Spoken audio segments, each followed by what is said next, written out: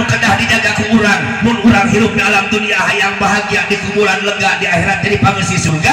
nu berkah hijina fa amallati taljamu ayulajima fal muhafadzatu ala sholati wa shadaqati wa qiraatul qur'ani wa kathratu tasbihi. Opat perkara nu kedah dijaga diraksa ku urang salama urang hirup di alam dunia mun di alam dunia hayang bahagia di alam kubur lega di alam akhirat hayang di pangeusi surga nu berkah hijina fal muhafadzatu ala sholati jaga raksa ku urang sholat. Bahkan waktu baginda Kangjeng Rasul bade ngantunkeun anjeunna kantos diwasiatan ku baginda Rasul Muhammad sallallahu alaihi wasallam kantos ngawasiatkeun ka saha ka mantuna Sayyidina Ali. Sayyidina Ali bapak rek wasiat ka anjeun bisi bapak pondok umur wasiat naon ya Rasulullah. Kaura rek ngawasiatkeun ka anjeun sababaraha hiji perkara nu berkah hijina mun umat kami hirup di alam dunia hayang bahagia tuluy hayang memperoleh kebahagiaan deui di kuburan bahkan hayang genah jadi pangeusi surga nu berkah hijina naon paklus salat pigawe salat ma'al jamaah sarta berjamaah. Naon margina pala hadirin sadayana sabab kadang-kadang jelema zaman kiwari emah namah deket ke masjid tapi kadang-kadang ke masjid teh hese sedengkeun diuningakeun la salata li jaril masjid ila bihi bahwal masjid teu dihitung boga salat atawa selema salatna sampurna manusia hirup deket ke masjid tapi salat teu daekeun ka masjid punten da kecapna kieu najan imahna deket ka masjid tapi teu daekeun salat ka masjid eta teh jauh ceuk agama mah tapi imahna jauh di masjid tiap waktu aya we datang we ka masjid berjamaah najan jauh si eta mah imahna deket iya siga hade Pak naon sababna ruas-ruasna komo lamun jelema geus wani-wani ninggalkeun salat pan kantos geuning aya carita aya dongeng kenging sim kuring ngadongeng kabungkur Kangjeng Nabi Musa manawi telepat alaihi salatu wasalam kadongkapan hiji istri eta istri teh ya Allah ya Rabbana lamun disifatan ku bahasa urang palabuhan geulisna kawanti-wanti endana kabina-bina geulis bawa jadi endah bawa ning ti kudratna halisna hideung ngajeler paeh taralancah mentrangan irungna kuung-kuungan pipina ngadaun sudah garuna endog sapotong tak tak diteraje mas dadana mot ngeulungan kesik jangke langit ngeul kepanting bujurna badak benar kebelah lupa eplok Jerman geulis celah pokona dongkap anjeunna ka Kangjeng Nabi Allah Musa alaihi salatu wasalam nabi telepat neng anjeun rek naon dongkap ka kaula abdi teh gaduh masalah Gusti masalah naon ieu masalah teh ceuk abdi mah berat naon kinten-kintenna masih keneh aya jalan ka abdi kangge tobat masih keneh aya jalan Allah tiasa ngahampura ka dosa abdi naon dosa anjeun teh atuh sok caritakeun saur Kangjeng Nabi saur eta istri izin Gusti sieun abdi teh tong aya ka sieun rek bener kumaha kaula mangmentakeun hampura rek bener kumaha kaula ngomongkeun hukum bahwa anjeun dihampura jeung teu na mun anjeun teu ngaku kana dosana takuna mah urang ge kitu Pak lamun urang boga ka dosa ka jelema alusna mah lain tiba ukur ieu kang hampuranya abdi boga dosa beres teu cukup beres tapi kudu diomongkeun dosa urangna rek ridaeun rek teu ridaeun rek heguaeun rek teu heguaeun model kieu kang naon kamari teh teu rek hajat kuring teu butuh rangkal cau butuh cau nu akan we dituar kuring teh bebejana ka karak ayeuna wah edan saja kuduna kitu atawa Kang bisi kamari akang kaluar ti masjid nyangan senang akang teh ku abdi dipake tuh aya mah geus belah deui da leungit sabelah deui kuduna ngaku kitu kira-kira urang wani mah baru dicapok mah sok anjeun ayeuna ngaku ka kami boga dosa naon anjeun teh Gusti mulan Gusti ningali pamuntu abdi oh pamuntu maneh teh alus ka leucil kitu kitu ti soedan Gusti terang cenah abdi teh kanu karaoke cek beja anjeun teu boga salaki eta atuh ari anjeun teh kunaon teh sok lakulah tele-tele teuing ku hese-hese teuing Gusti memang beungeut abdi geulis body abdi gitar Spanyol pantat merayu wajah menipu teh anjeun hebat teh pokona mah ngan Gusti bila mana terang pada melan abdi pasti Gusti teh izin ke abdi. Memang pagawean maneh naon jablay.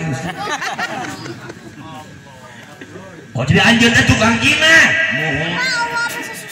tuluy datang ka dieu rek naon abdi teh Gusti maklum mareun wasalaki bari boga bodi rada aduhai ngeun teh eling ka pangeran akhirna abdi teh ngajual martabak mini serepet ka itu serepet ka dieu lah hiji waktu maka parengan beunang aya nu nanep tah jijieunana abdi teh reuno tapi teu aya nu terangeun Gusti da ku abdi disumput salimung abdi cenah ge osok pos jandu bari susulumputan oge tuluy kumaha ka dieuna tuluy dugi ka waktosna abdi ngalahirkeun teu aya nu apaleun saurang-urang acan ngeun ti ukur aya hiji nu apaleun teh nu mantuan si abdi lahir begitu abdi ngalahirkeun kurang kali abdi teh hirup Gusti ngeun abdi teh era da kungsi oge bida nanyakeun kunaon ibu pos yandu teh diantar ku salaki teu aya salakina keur usaha di mana di Cihaur.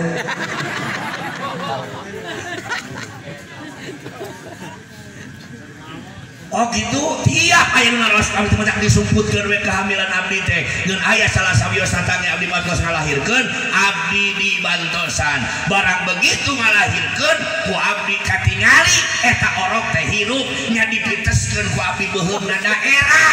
eueuh bapaan loba teuing loba teuing kumaha teh aya sabaraha urang da aya nu tujuhan nu teu ngalaman aya nu nyirungan nu cilian yakin eta budak teh hirup yakin Gusti teu maot henteu ngeun ku abdi ditikrekeun beuheungna dipakongkeun beuheungna daerah abdi teh Gusti boga budak eueuh bapaan aya paribasa cenol di kalapaan dikucap ka jeung bajigur bahenol eueuh bapaan lain eueuh bapaan aya ngeun mabur. Ya Allah akhirna kumaha reupgeun rai biasa Nabi Musa keluar anjeun ti makaula hela natullah naon sababna sabab kumbenduna Allah ka anjeun coba anjeun tukang zina coba anjeun geus maehan anak boga dosa kaula sieun kasiksa ku Allah jung sedengkeun siksa Allah teu pulah pilih siksa Allah mah disakalikeun najan di hiji kampung manusia nu doraka nangan saurang nu taatna 70 urang tapi anggar nu 70 bakal kabagian ku dosa manusia saurang daripada kaula kabagian dosana kabagian laknat ti Allah kaluar anjeun aya terima kaula segerok eta istri cenah ari kornyung teh malaikat Jibril kek Musa ulah waktu sara usir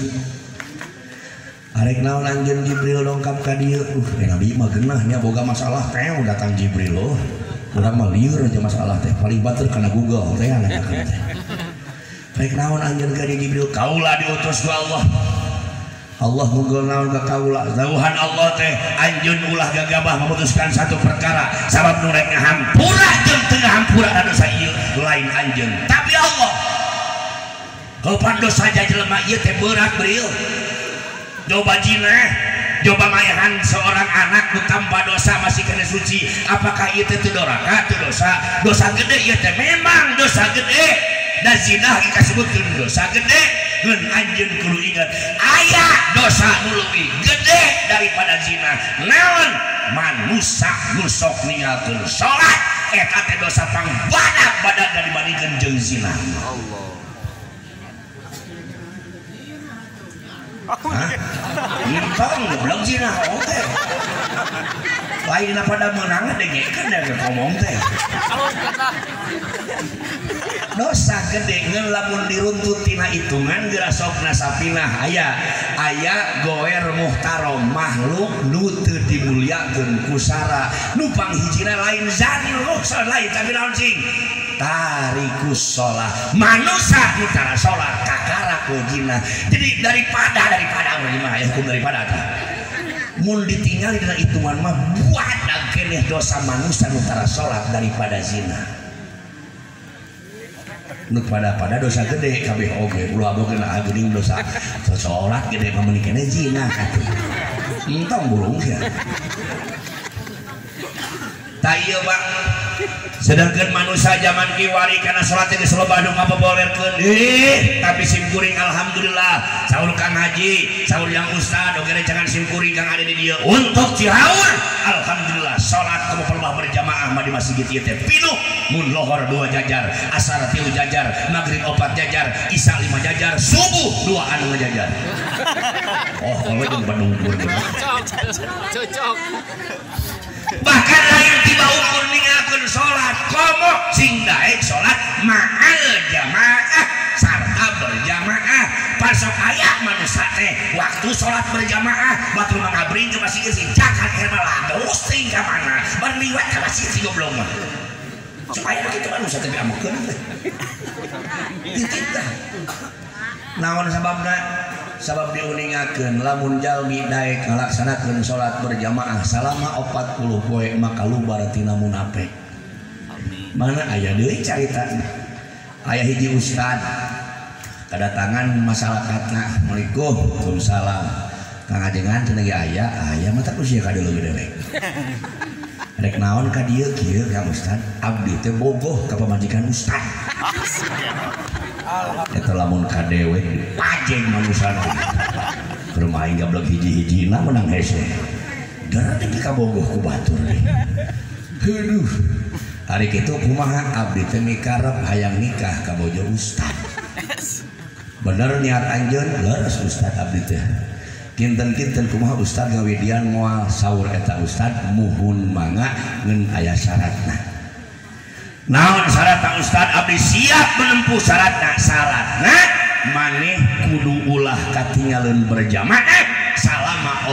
40 poe 40 penting kecil ustad gampang nu kitu mah saya siap ustad damang nu riweuh pamajikan anak bagoy eta salaki buat ting teu nyaaheun ka aing dibikeun ka jelema kitu beungeut hideung bari bau cokor jebrat menikah tega protes pan kasalakina Kang naon ari akang teh geus bogoh ka nyai bogoh akang teh geus suka ka nyai suka atuh makin bikin kasih eta pan sira teh nyaho tukang heukeun wae ke urang tinggal we kanyataanna biasa asal masa poe Allah si urang teh berjamaah panggulokna datang nu dari kawin dia yang majikan ustad bagus 2 poe 3 poe kadina joli atau salakina teh beuki sina si pamajikan teh beuki rempo di Kang ning aya wae unggal poe teu katinggalun teu kabayangkeun Gusti aing kudu molor jeung kitu ceuk awena salakina ceuk geus eta tenang we tong keueung